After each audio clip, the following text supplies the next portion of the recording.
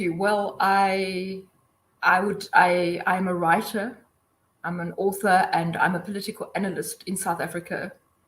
And although a lot of the mainstream media in this country don't invite me very often because the views that I speak are not compatible with what I call the master narrative in South Africa, a narrative that despite so-called liberation in this country in 1994 is owned and controlled by white people.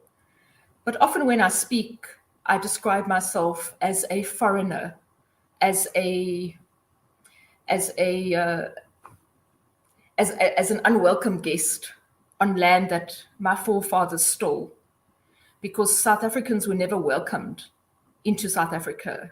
What we did in 3 centuries ago was to come uninvited into this place and to steal and plunder from Black people.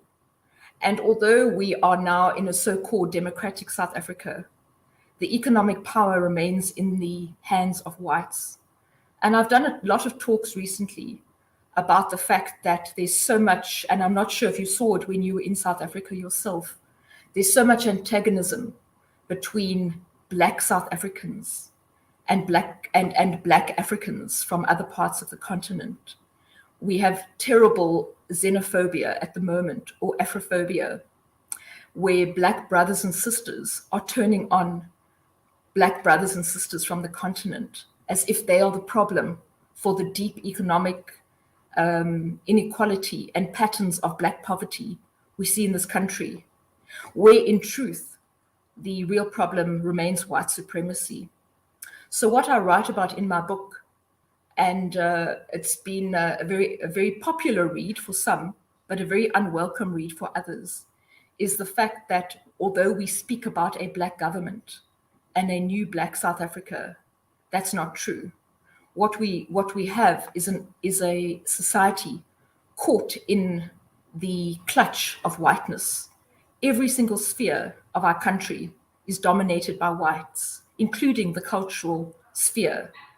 So Black people actually have succumbed almost to Black culture, to an economy that is completely held in white hands.